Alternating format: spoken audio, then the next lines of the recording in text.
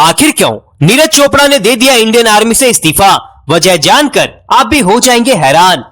पूर्व Olympic champion और भारत के सर्वश्रेष्ठ खिलाड़ियों में से एक जेवलिन थ्रोअर नीरज चोपड़ा लगातार सुर्खियों में बने हुए हैं।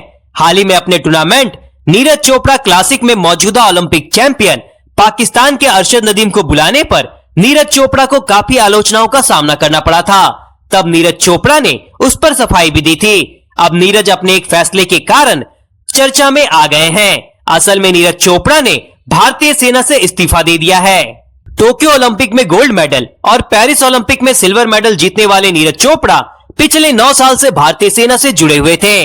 नीरज को 2 साल पहले ही सूबेदार मेजर की रैंक पर प्रमोट किया गया था।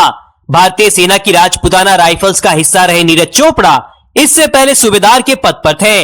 फिर टोक्यो ओलंपिक की सफलता के बाद उन्हें प्रमोट किया गया था, मगर 2016 से भारतीय सेना में शामिल रहे नीरज चोपड़ा ने हाल ही में इससे इस्तीफा दे दिया है। असल में नीरज चोपड़ा ने ऐसा इसलिए किया है क्योंकि उन्हें भारत की राष्ट्रपति की ओर से भारत की टेरिटोरियल आर्मी में लेफ्टिनेंट कर्नल की पोस्ट पर सम्मानित किया गया है। 9 मई को राष्ट्रपति की ओर से नीरज चोपड़ा को यह खास सम्मान देने की नोटिफिकेशन जारी की गई थी। नोटिफिकेशन के मुताबिक नीरज चोपड़ा की ये रैंक 16 अप्रैल 2025 से ही लागू मानी जाएगी। सवाल यह है कि नीरज चोपड़ा को आखिर इस्तीफा क्यों देना पड़ा? असल में भारतीय सेना में यह साफ साफ नियम है कि एक साथ 2 अलग अलग पद और सेवाओं में नहीं रहा जा सकता है।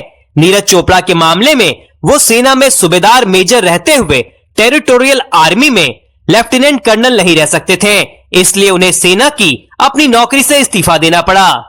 नीरज चोपड़ा 2016 में भारतीय सेना का हिस्सा बने थे।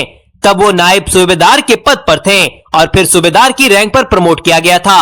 टोक्यो ओलंपिक में गोल्ड मेडल जीतने के बाद उन्हें सेना की ओर से परम विशिष्ट सेवा मेडल दिया गया था और सूबेदार मेजर की रैंक पर प्रमोट किया गया था।